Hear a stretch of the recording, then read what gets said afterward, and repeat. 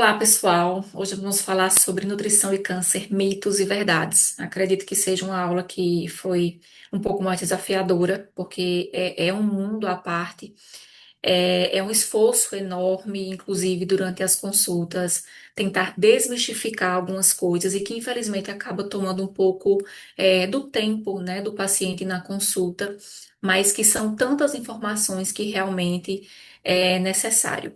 Então, a nutrição aliada ao tratamento oncológico, né, dentro dessa perspectiva dos mitos e verdades em relação ao câncer. Então, eu sou Paulo Megídio, sou nutricionista desde 2015, eu sou especialista pela residência da UFPB em paciente crítico, né, paciente de UTI, e também sou especialista em oncologia, né, pelo Sírio-Libanês de São Paulo, e há 4 anos eu atendo somente pacientes com câncer, né, incluindo a época da residência, e depois da residência eu acabei por atender, ter mais de 700 consultas. Então, desmistificando a alimentação, o câncer e o câncer, né? O que é que o paciente pode fazer, né? Como é que ele já pode, após um diagnóstico, encarar essa realidade? A primeira coisa que eu sempre falo, né, e me incluo, é que tente procurar profissionais especializados, né? Seja nutricionista, seja um fisioterapeuta, um psicólogo. Outra coisa que é importante é reconhecer fontes confiáveis de informação. Então, infelizmente, o Instagram não é uma fonte confiável. Um TikTok, um YouTube não são fontes confiáveis, né? Nós nos desdobramos e nos debruçamos em cima de estudos que, na maioria das vezes, nem tem uma metodologia tão interessante, mas que ali pode ter uma informação que é mais confiável e que também não pode ser uma realidade dos fatos. Então, fontes confiáveis sempre. E provavelmente essas fontes confiáveis quem vai ter é o profissional que cuida de você. Não fazer dietas restritivas sem acompanhamento. Isso é, infelizmente, assim, 50% da minha rotina em consultório. Quando o que é que acontece? O paciente vem com a autorrestrição, não quer mais consumir lactose, não quer mais consumir glúten, não quer mais consumir certos alimentos porque ouviu, né, de algum lugar, de uma experiência de um vizinho na internet, ou infelizmente de várias outras fontes que tem que fazer restrição. Essas restrições, quando acumuladas, o que é que elas vão provocar? Baixa ingesta alimentar e, consequentemente, perda de peso. Então, não fazer dietas restritivas, não sair tirando da alimentação alimentos sem ter um fundamento, sem ter uma necessidade. E que muitas vezes, como é o caso do pão, por exemplo, acaba sendo um alimento que o paciente gosta e que o paciente tem o costume de consumir. Então, não quero consumir glúten, não vou mais comer pão. Não atribuir certo poder e um superpoder a certos alimentos, isso é perigosíssimo. Então, não tem, né, um alimento específico ou milagroso que venha a curar ou a ajudar uma cura de câncer. Não suplementar, né? Essa suplementação sem indicação também é preciso ter muito cuidado. Então, essas são medidas necessárias e válidas, né? O que o paciente pode fazer frente a toda essa parte de alimentação é considerar tudo isso para que a gente possa realmente aliar a nutrição ao tratamento oncológico. Então, desmistificando alimentação e câncer. Então, eu tentei pegar o que é mais comum, o que é mais rotineiro, o que é mais frequente, que eu escuto dos pacientes. Ao começar por atribuir um potencial de cura a alimentos, preparações e restrições alimentares que podem interferir no tratamento clínico e prejudicar o estado nutricional. Então, quando essas restrições são feitas, infelizmente, o paciente acaba perdendo peso, né? E isso é muito comum. Já vi o paciente com 7 quilos a menos, mas também com 20 quilos a menos, porque ouviu ou foi orientado por um profissional, não especialista, que tinha que tirar açúcar e glúten e lactose e frutas específicas, e o paciente começou a ter poucas opções de alimentação, junto com a própria inapetência, junto com os sintomas do tratamento, o paciente praticamente ficou sem opções de comer. E isso levou, obviamente, a uma desnutrição, a perda de peso. Então, outra coisa que é muito importante, muita atenção com o uso de chás e de infusões no geral. Um chá de graviola, sempre eu escuto, né? O chá de graviola, posso tomar chá de graviola? É, dentro, né, daquela informação de um senso comum, mas que, apesar de ter um certo respaldo, mas o que causa, né, esse consumo de chá em grande quantidade, com certeza não vai ser interessante para o paciente estar consumindo sempre.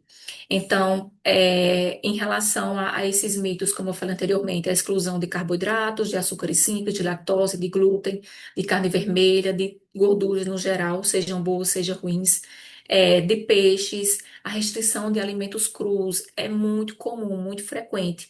E o paciente deixa de comer alimento cru, tanto no tratamento quanto para o resto da vida. E eu já falei em outras aulas que alimentos crus, folhas e vegetais são alimentos importantíssimos pelo conteúdo de fibra. O que acontece com o alimento cru? Então, alimentos, folhas no geral, ou alimentos que são perecíveis, como é tomate, como é morango, como é a uva, isso era considerado anteriormente, há muito tempo, como uma dieta neutropênica. O que é que isso quer dizer? O alimento ele pode estar contaminado, o paciente com câncer em tratamento, sobretudo. A gente sabe que vai oscilar sim com a imunidade. Então, esse alimento que pode estar contaminado pode ser um veículo de uma infecção de intoxicação alimentar. Porém, a ideia não é evitar esses alimentos. A ideia é a orientação de uma higienização correta. Então, não só lavar em água corrente, mas realmente fazer a asepsia correta nesses alimentos, usando o produto, né, indicado ou usando mesmo água sanitária. Isso não impede que o paciente acabe consumindo esses alimentos. Dessa maneira, a gente não sabe se isso é feito fora da nossa casa. Então, alimentos crus fora de casa, com certeza não vai ser recomendado.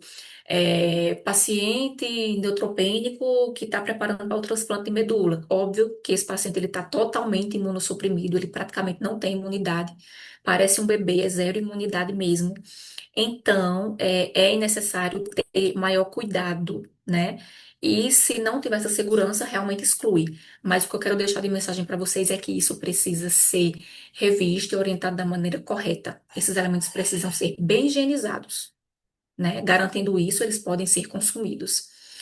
Alguns pacientes também chegam dizendo que não pode comer fruta cítrica. E aí entra várias questões. Provavelmente vem uma orientação geral para esse paciente, ou ele vê na internet, ou realmente outro profissional acaba falando sobre isso, mas a explicação em relação a isso o paciente ele pode ter algum desconforto gástrico e a fruta cítrica pode piorar, mas considerar que isso é algo totalmente individualizado. E as frutas cítricas não são indicadas para pacientes que fazem mucosite. Então, tem muitos protocolos, né, de quimioterapia que realmente acaba provocando que esse paciente tenha bastante mucosite.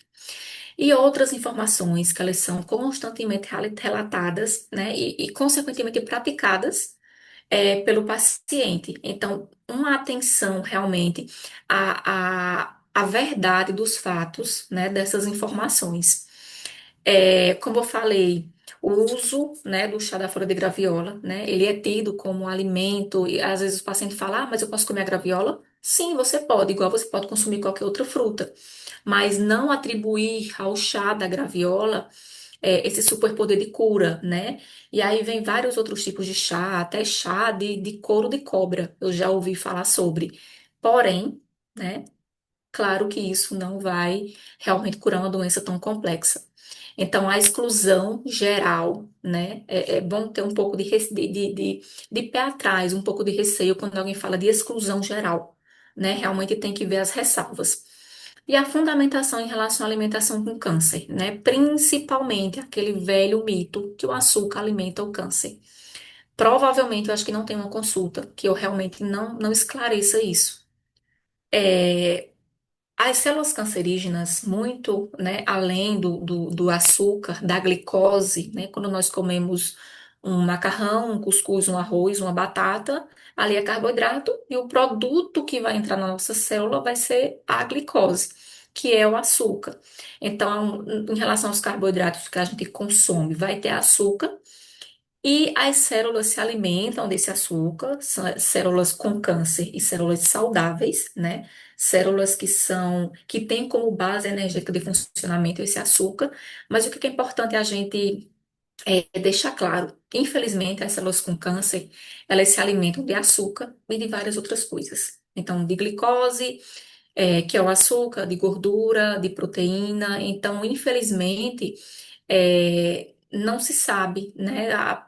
Praticamente de tudo, essas células cancerosas elas vão se alimentar.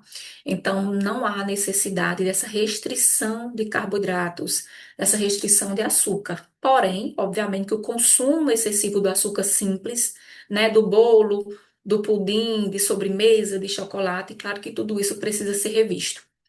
Então, é um mito que o açúcar alimenta o tumor. Dessa maneira, é recomendado que o paciente consuma sim, né, os carboidratos complexos, que têm as fibras. Então, o cuscuz, o inhame, a batata, o macarrão, todos nós precisamos consumir. Quando isso ele é restrito, naturalmente qualquer pessoa vai perder peso, mas principalmente o paciente oncológico. Então, dentro do contexto de alimentação equilibrada, os alimentos que são carboidratos simples, por exemplo, um bolo, né, uma vez na semana, claro que isso não vai ser um problema se você, na maior parte do tempo, consegue se alimentar de maneira saudável. Então, como eu estava falando em relação ao chá, ao chá de graviola, é, que isso pode, né, levar um prejuízo à saúde, é que todo, todos os chás, eles vão ter os seus ativos, né, que podem ser hepatotóxicos, nefrotóxicos. O que é que isso quer dizer? Pode sobrecarregar fígado e rim, que já vão estar sendo sobrecarregados pelo tratamento por uma quimioterapia, por exemplo. Então, esse consumo de chá, ele não é nada recomendado. Chás, principalmente chás de frutas, né?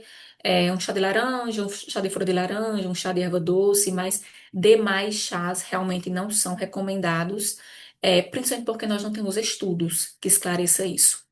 Então, na prática, né, principalmente em relação ao consumo de açúcar, de carboidrato. Então, todo prato ele deve ser desenvolvido, né, e organizado dessa maneira. Os vegetais crus e cozidos, lembrando que a higienização é essencial. Então, eu sempre pergunto: a salada verde, os legumes, se não conseguir comer os dois, mas pelo menos um desses, né? A proteína animal, a proteína vegetal, por meio do feijão, da soja, da lentilha e os carboidratos. Então, o próprio Ministério da Saúde nos orienta que o prato deve ser organizado dessa maneira. Se você tirar alimentos crus, se você tira o pobre do arroz, sua refeição vai ficar um pouco mais, menos calórica. E o que é muito clássico, né? O paciente com câncer, ele é muito natural, né? Que nós tenhamos muito mais desnutridos do que pacientes acima do peso. E quando é acima do peso, a gente sabe que é aquele paciente sarcopênico, que isso quer dizer que é um paciente que ele é acima do peso, mas a massa muscular é muito baixa.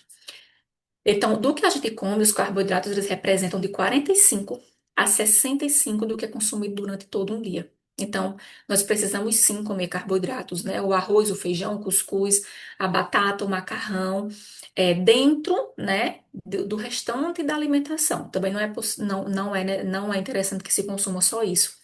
Esses carboidratos com fibras, né, que eu falei, principalmente esses alimentos que culturalmente no Nordeste são mais consumidos, que são as raízes, os tubérculos, né? A macaxeira, a batata doce, o inhame, porque eles vão ter uma boa quantidade de fibra.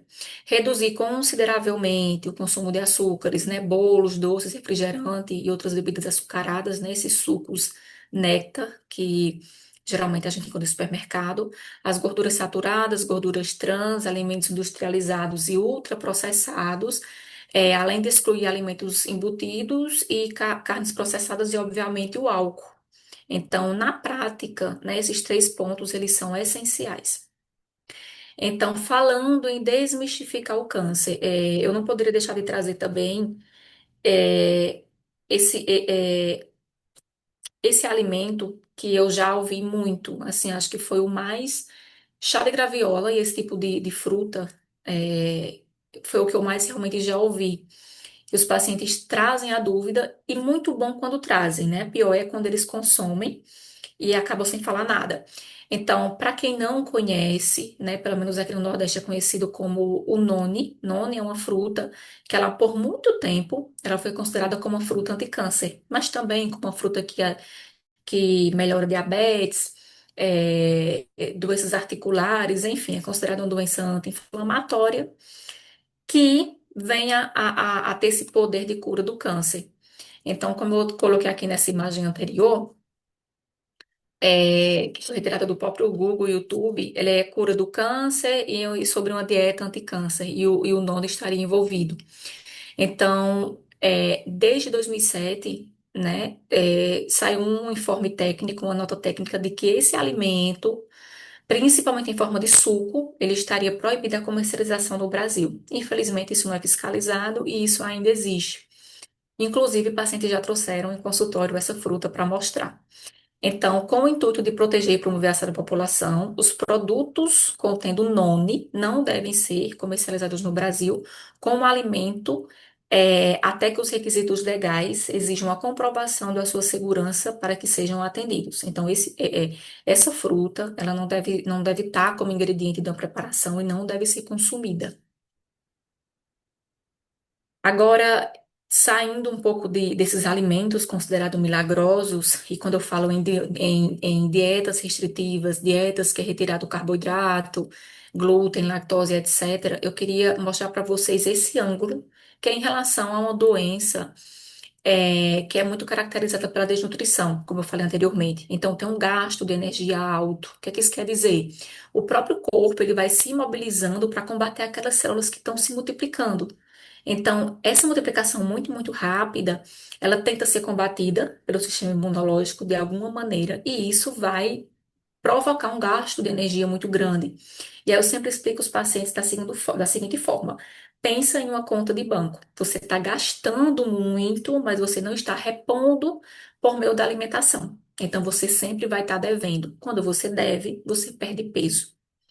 Então, se você não está se alimentando de alimentos que são mais calóricos, isso principalmente, pessoal, para o paciente desnutrido. Você está gastando muita energia e você não está consumindo satisfatoriamente, né? Não está consumindo o que gasta e muito menos a mais do que gasta. Então, isso, né, é o resultado de uma perda de peso. Então, doenças de tumores sólidos, principalmente, né, que são acompanhadas de muito efeito colateral do tratamento. Então, a náusea, a diarreia, a saciedade precoce, a falta de apetite, requer alimentação com a densidade calórica maior. O que é que isso quer dizer? Alimentos que realmente tenham mais calorias. Então, por isso que eu coloquei, né? Comer isso, mas não só isso. Frutas e verduras são essenciais em termos de vitaminas, de minerais, só que não são alimentos calóricos. Então, sempre quando o paciente vai fazer um recordatório alimentar, e sempre diz, eu como principalmente fruta no café da manhã. Isso vai estar, né, como são alimentos que têm pouca caloria, pouca energia, isso na verdade vai favorecer a perda de peso. Precisam ser alimentos que sejam mais condensados, alimentos que sejam que tenham realmente essa densidade calórica maior. Então, priorizar e oferecer principalmente carboidratos, né, boas fontes de gordura e, se necessário, mas quase sempre, agregar suplementação, né, em quantidade e de acordo com a tolerância do paciente, com o objetivo desse paciente manter estado nutricional, recuperar o estado nutricional, falando de um paciente em quimioterapia, em uma doença, né, que está muito ativa, é algo assim que realmente é ser muito otimista. A gente tenta pelo menos barrar aquela perda de peso e com o tempo ganhar aos poucos, né, esse peso. Então, paciente com baixo apetite, que consome mais frutas, sucos, sopas, caldos, etc., tende a perder mais peso.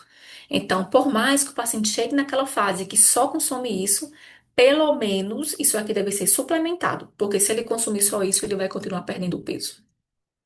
Então, as dietas restritivas e o gasto energético, né? Um exemplo básico, o paciente come só uma banana.